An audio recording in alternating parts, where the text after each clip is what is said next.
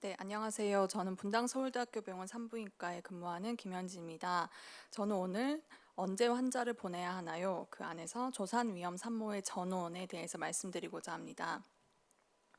분당 서울대학교 병원 고위험 산모 신생아 통합치료센터로의 전원은 1차 병원, 협력병원, 그리고 타 2, 3차 병원과의 유기적인 협력 관계 속에서 이루어지고 있는데 외래 전원은 전국구를 기반으로 그리고 입원 전원은 주로 경기 남북권역을 중심으로 이루어지고 있습니다. 이 중 저희 고위험 산모 태아 중환자실 MFICU로의 2020년 입원 전원 현황을 보시면 총 242건의 전원이 이루어졌고 그중 포스트파툼은 전원을 제외를 하면 약 6% 정도만이 37주 이상의 텀 시기 전원이었고 94% 정도는 다 프리텀 시기의 전원이 이루어졌습니다. 구체적으로 전원받은 환자들의 진단을 살펴보시면 60%가 프리텀 레이버, PPROM, IIOC, 숏서빅스와 같은 조산 관련 질환들이고 20%는 포스트파툼 헤모레이지나 프리비아 블리딩 그리고 프리크람시아와 FGR이 10%, 그 외에 FDIU 등등이 구성이 되어 있습니다. 다음은 저희 센터로의 전원 절차에 대해서 말씀드리겠습니다. 다음 번호로 전화를 주시면 분만장 전공의와 컨택을 하실 수 있고 간략한 정보를 주시게 되면 NIC 전문의와 상의를 한 후에 이송 가능 여부를 결정하게 됩니다. 5분 이내로 저희가 전원 결정 여부를 다시 알려드리고 환자 필요에 따라서 응급의학과, 마취과, 중환자실 등의 정보를 공유하고 병상을 확보하게 됩니다. 응급실에 환자가 도착을 하면 코비드 검사 및 필요한 검사들을 시행한 후 분만, 수술 등의 진료로 이행을 하게 되는데 특히 산모들에게는 모두 응급 선별 검사를 시행함으로써 신속하고 안전한 입원이 이루어지고 있습니다.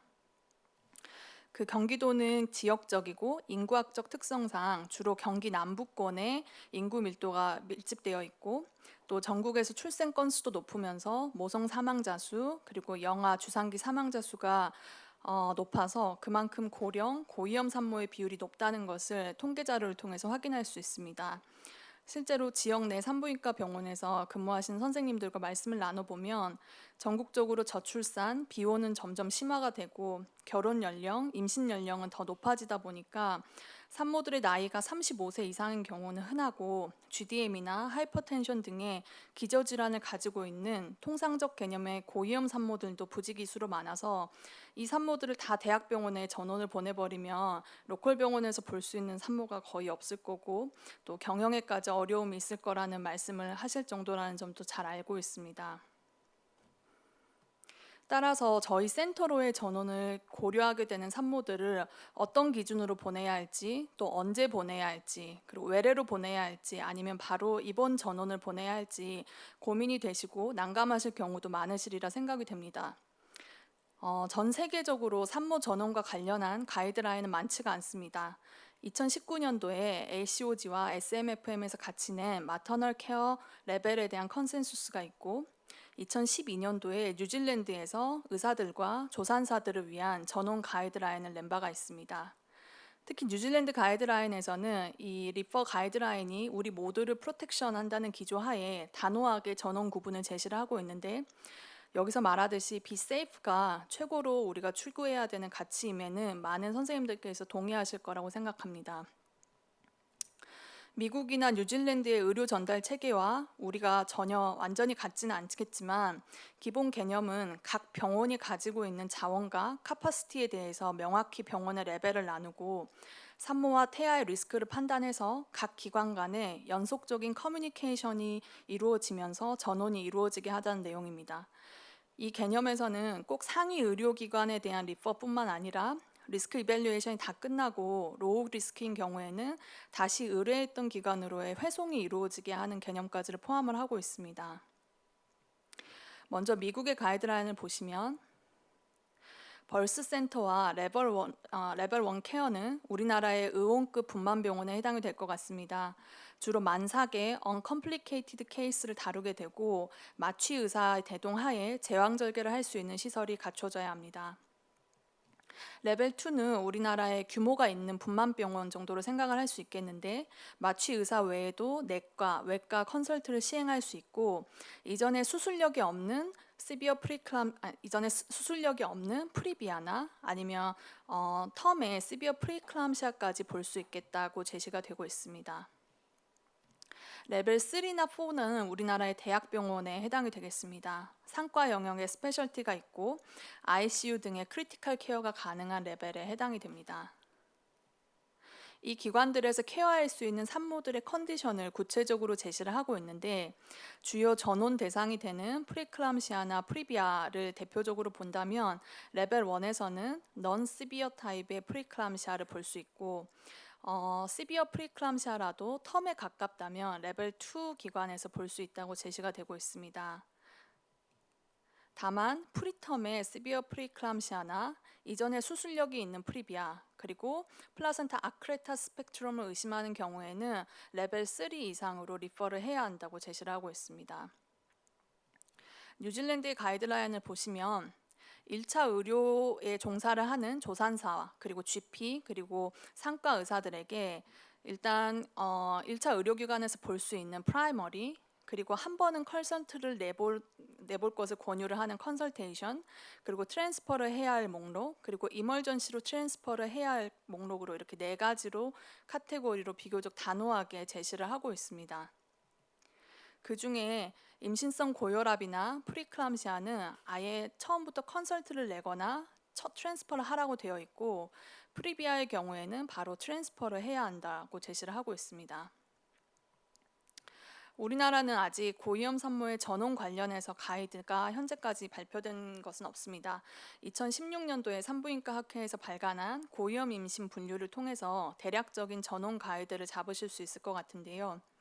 경증, 중증도, 중증으로 3가지 그레이드로 나눴고 그중 산모의 신체적 위험 요소인 나이, 비만, 그리고 IIOC, 자궁 기형들에 해당되는 경우가 중증 그리고 이전에 상과적 히스토리에 사상 과거력, 신생아 사망 과거력, 산후 출혈 과거력 등이 있는 경우가 중증 그리고 만성 고혈압이나 신부전, 당뇨, 중증도 이상의 신질환 등이 있는 경우가 내과적 위험 요소로서의 중증 그리고 현재 임신의 위험 요소로서는 34주 미만의 조기 진통, 그리고 조기 양막 파수, 자궁 내 성장 제한, 태아 기형, 임신성 고혈압 이상의 고혈압성 질환들, 임신성 당뇨, 3태 이상의 다태 임신, 전치태반 등이 현재 임신 요소에 해당되는 중증 질환에 해당이 되겠습니다.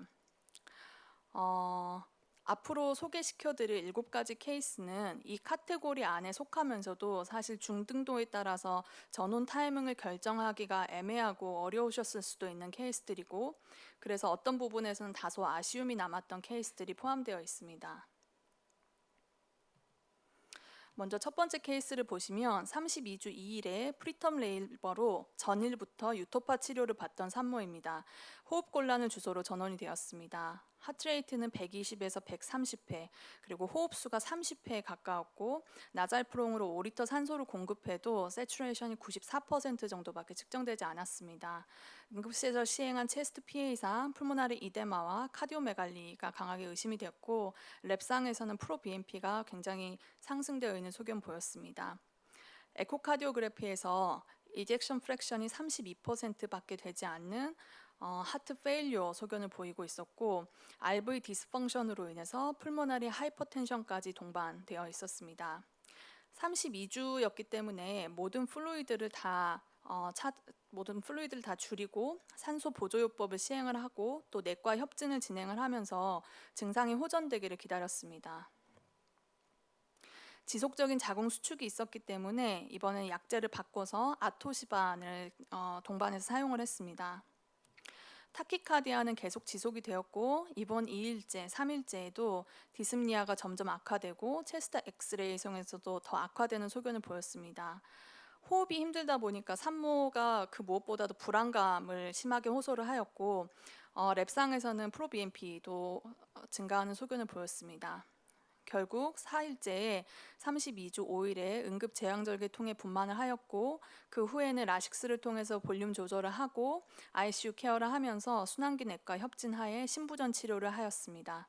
이후에 프로BNP 수치도 많이 좋아졌는데 9월 마지막에 내과 팔로우업한 결과를 보시면 아직도 산모는 숨이 차고 일상생활을 하는데 좀 어려움이 있습니다. 이젝션 프랙션은 32%에서 46%까지 회복이 되었지만 여전히 다일레이티드 카디오마이오패시가 남아있는 상태입니다. 현재 우리나라에서 토콜라이틱스로 사용할 수 있는 약제로는 리토드린, 그리고 니페디핀, 마그네슘 설페이트, 아토시반 이렇게 4가지가 있는데 카디오풀모나리 컴플리케이션이 가장 많고 심각하게 올 수 있는 약제가 이 리토드린입니다. 하지만 우리나라에서는 이제 워낙 가격이 싸고 또 아토시반을 사용하기 전에 급여 청구를 받기 위해서는 1차 약제로 사용을 할 수밖에 없는 실정이어서 많은 기관들에서 1차 약제로 사용을 하고 있는 것으로 알고 있습니다. 하지만 미국에서는 이미 퇴출이 된 약인 만큼 사용에 주의가 필요할 것 같습니다. 아토시반은 사용 조건만 충족이 된다면 24주 이상 그리고 30주 미만의 조기 양막 파수 환자에서도 사용할 수 있기 때문에 사용 조건만 된다면 아토시반을 우선 약제로 사용하는 것을 고려해 보실 수 있겠습니다. 두 번째 케이스는 30주 5일에 프리텀 레이버로 마찬가지로 로컬 병원에서 유토파 치료를 받던 산모가 수축이 잘 조절이 되지 않고 상복부 통증을 지속적으로 호소해서 전원이 됐습니다. 숨찬 증상과 에피가스트릭 페인을 호소를 했기 때문에 이 첫 번째 케이스의 경험이 있는 전공의 선생님들이 조절이 되지 않는 수축과 유토파의 사이드 이펙트라고 생각을 해서 수축 억제제를 차례대로 바꿔보기 시작했습니다. 그래서 마그네슘도 사용을 했고 마그네슘을 사용을 해도 수축이 잡히지 않고 증상을 계속 호소했기 때문에 또 아토시반까지 사용을 했지만 증상 호전은 없었습니다. 그런 와중에 응급실에서 시행한 엑스레이와 여러 가지 랩 파인딩들이 나오고 나서 이 경우에는 이제 풀모나리 이데마와 카디오메갈리가 동반이 되고 OTPT가 2배 이상 상승한 시비어 프리클람시아로 다시 진단을 했던 케이스입니다. 혈압은 저희 병원에 전원 오고 나서 오히려 정상 범위였지만 OTPT가 지속 상승하고 플레이틀릿도 낮아지는 전형적인 헬프 신드롬 증상을 보였습니다. 응급 제왕절개로 분만을 했고 분만 후에는 랩 소견과 엑스레이 소견 모두 호전된 케이스였습니다. 세 번째 사례를 보시면 31세의 36주 프리클람시아 산모로 로컬에서 프리클람시아를 진단을 받고 다음날 유도분만 예정이었던 산모였습니다.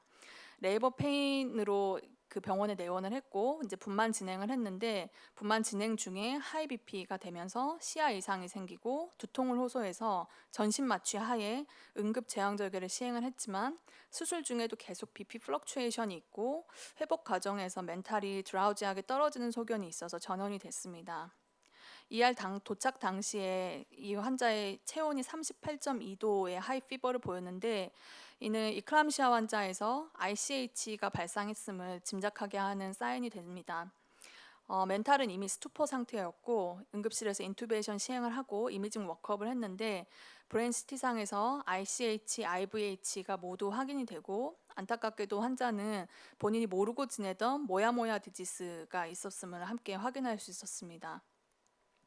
그래서 모야모야를 모르고 지내던 산모가 하필 프리클람시아가 병발해서 레이버를 하던 중에 이클람시아가 발생하고 또 헤모레이직 스트로크가 발생했던 케이스인데요. 중환자실에서도 계속 BP 플럭추에이션이 지속이 됐고 응급 드레이니지 삽입을 하고 ICU 케어를 한 30여 일 정도 하다가 재활 치료를 받고 퇴원을 하였지만 셀프 게이트가 가능한 정도고 하지만 사실 인지 능력이 많이 저하된 상태로 퇴원을 하게 되었습니다. 네 번째 케이스를 보시면 35주의 DCDA 트윈 초산모로 4일 전부터 블러드 비전, 마일드 헤드에이크, 그리고 얼굴이 붓는 증상을 호소를 했습니다.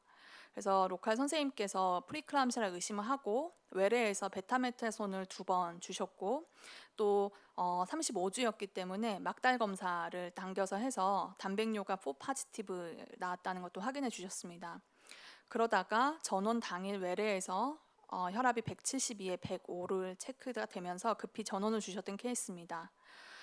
저희 응급실에 도착해서는 혈압이 186에 117까지 체크가 되었고 이틀 전 엑스레이에서는 보이지 않았던 카디오메갈리 소견이 관찰이 돼서 시비어 프리클람시아의 진단 하에 응급 제왕절개를 통해서 분만을 하였습니다. 이 앞서 소개해드린 프리클람시아 세 가지 케이스들을 보면 모두 시비어 프리클람시아가 의심이 될 때 전원을 주셨거나 아니면은 프리클람시아여서 그냥 분만을 진행하다가 컴플리케이션이 생겼을 때 이제 전원을 주셨는데요. 이 2018년도하고 2019년도 사망 원인별 모성 사망자 수와 그 구성비를 살펴보면 고혈압성 장애를 갖는 경우가 각각 8.1%, 6.7%를 차지하고 있을 만큼 이 프리클람시아는 마터널 모탈리티와 연관성이 높습니다. 물론 시비어 피처가 있는 경우가 시비어 피처가 없는 경우보다 모비디티나 모탈리티가 대체적으로 높지만 프리클람시아의 심각한 후유증은 시비어 피처나 이 중증 고혈압이 없는 경우에도 발생할 수 있다는 점을 항상 간과해서는 안 될 것 같습니다. 또 프리클람시아는 진행 속도가 예측이 안 되고 중증도가 언제 변화할지를 알 수가 없기 때문에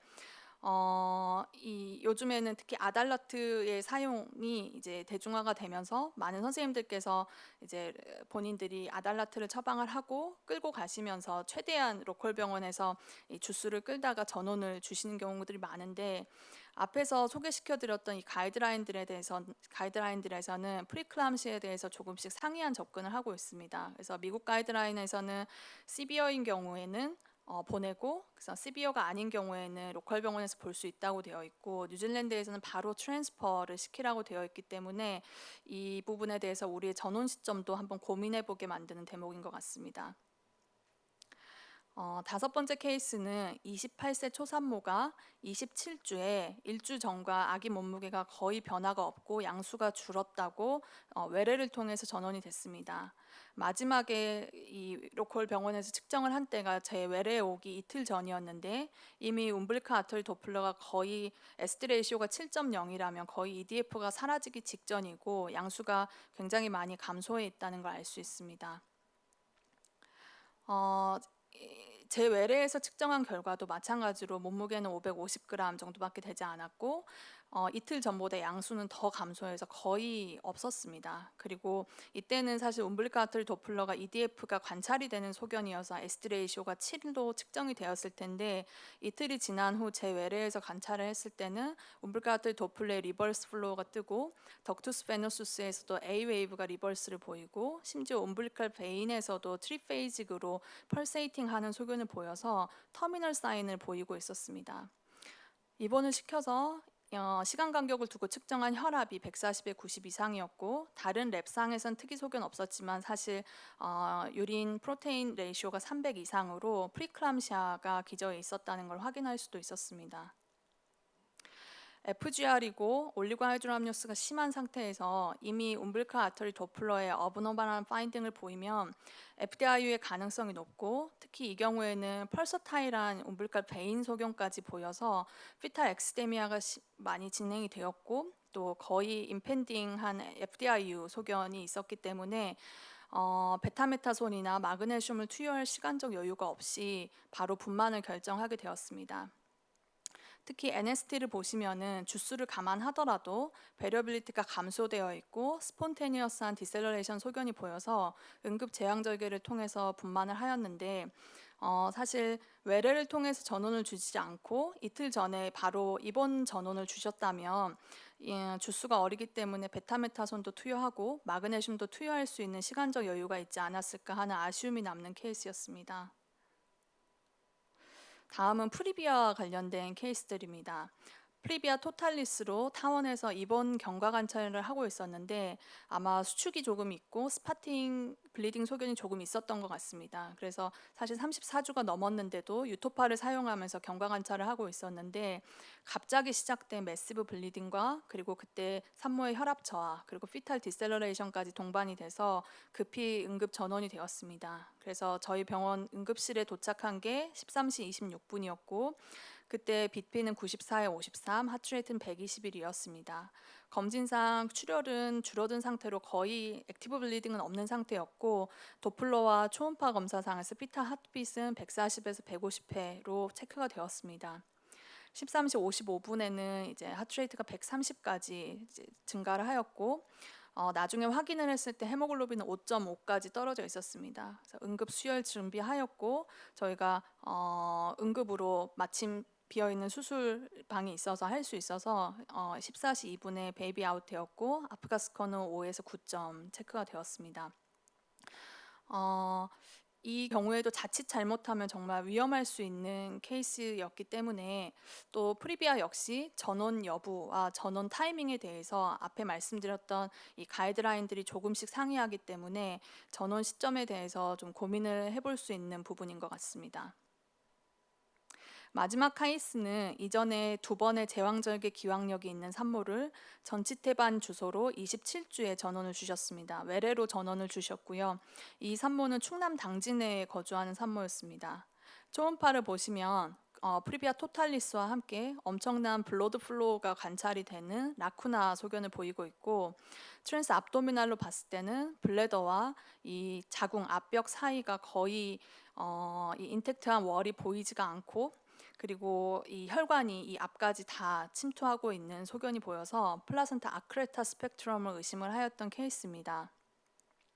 단순 프리비아 같은 경우에는 36주에서 37주의 분만이 가능하지만 아크레타 이상의 플라센타 아크레타 스펙트럼을 의심을 하거나 바사 프리비아가 동반이 되는 경우에는 그 중증도에 따라서 34주부터도 분만을 고려를 할 수가 있습니다.